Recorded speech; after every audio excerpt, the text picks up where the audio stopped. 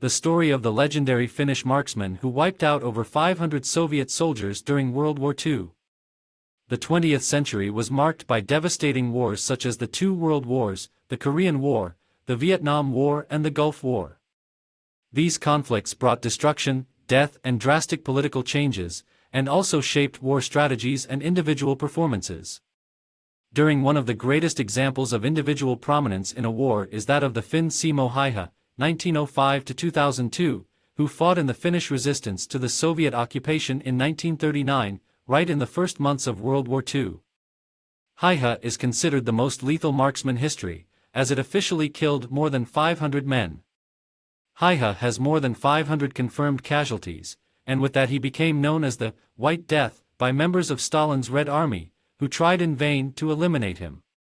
Häyhä camouflaged himself in the snow, wearing all white and also covering his face with a white cloth mask. Its story is surprising and begins in November 1939, when the Soviet army invaded Finland 3 months after the Nazi invasion of Poland, which started the Second World War. To better understand the history of Häyhä, it is necessary to remember a little of the context of the year 1939. That year, the Soviet army invaded Finland in November 1939, 3 months after the Nazi invasion of Poland that started World War II. During this period, Nazis and Communists maintained an agreement of mutual cooperation in their expansionist projects. This agreement was formed into the Ribbentrop-Molotov Pact, also known as the German-Soviet Non-Aggression Pact. The USSR's mission was to launch a rapid attack on the far north of Europe and easily subjugate the territories of countries like Finland. However, Soviet forces were unprepared for Finnish resistance, which lasted 5 years, and the invasion turned out to be one of the worst catastrophes in the history of the Soviet army.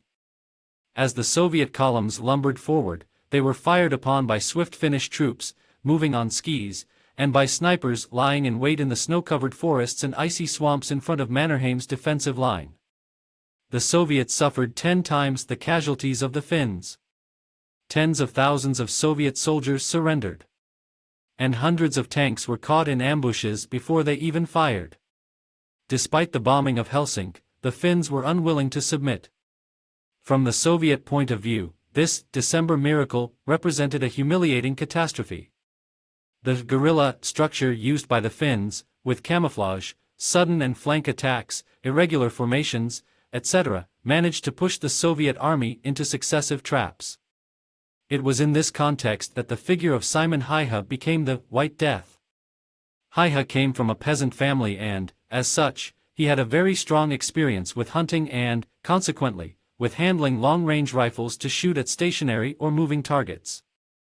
In addition, Häyhä also had experience in survival techniques in winter and in the forest, which facilitated his camouflage and stay in inhospitable places, suitable for ambushes. The most surprising factor in his technique is that he used a variant of the Soviet Mosin-Nagant rifle, as it suited his short stature, and Tabum did not use a telescopic sight, as with this the shooter must raise his head a little, given that it could reflect sunlight and indicate its position to the enemy army. He preferred the common iron sights he used for hunting. Another tactic used by Häyhä was to pack the snow in front of him so that the shot would not blow it away, revealing his position. He would also put snow in his mouth, thus hiding any signs that his breathing might provoke. The Soviet army tried several strategies to eliminate him, including sniper and artillery attacks, but it was in hand-to-hand combat, on March 6, 1940, that Häyhä was shot in the jaw. The projectile spun on impact and went through his skull. He was rescued by Allied soldiers who claimed that half of his cheek had been knocked off. He was unconscious until March 13, the day after the peace treaty was signed, which ended the conflict. On August 28, 1940, Simo Häyhä was promoted, even after suffering obvious damage to his left cheek.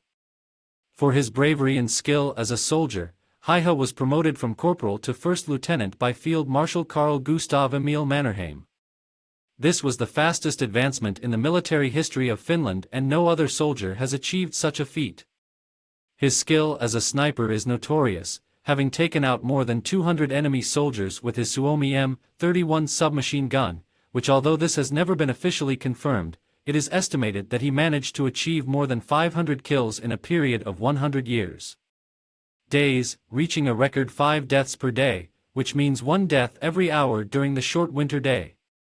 Despite the impressive mark of more than 500 confirmed kills, Simo Häyhä was not a bloodthirsty warrior. He saw war as a necessary evil to defend his homeland and family. When asked about his accomplishments, he always humbly replied that he was just doing his job as a soldier. After the end of the war, Häyhä returned to his peasant life and continued to hunt as a hobby. He avoided talking about the war and only began to receive public recognition years later, when his exploits were chronicled in books and documentaries. In 1998, Häyhä was awarded by the President of Finland, Martti Ahtisaari, with the Freedom Cross, a military decoration awarded to Finnish soldiers who have distinguished themselves in service. Simo Häyhä spent his last years in a small village called Ruokolahti, located in southeastern Finland, close to the Russian border, becoming a moose hunter and dog breeder after World War II. When asked one day how he managed to become such a good shot, he replied, "Practice." Asked if he had remorse over so many casualties, he said, "I did what I was told to do, as best I could." In 2002, Simo Häyhä died of natural causes, aged 96, leaving a legacy of courage and skill in combat that inspired soldiers in Finland and around the world. Simo Häyhä's story is a reminder that war is not just a conflict between nations, but a series of battles fought by individuals who risk their lives to protect what they love most. It's a story of courage, determination and skill that will never be forgotten.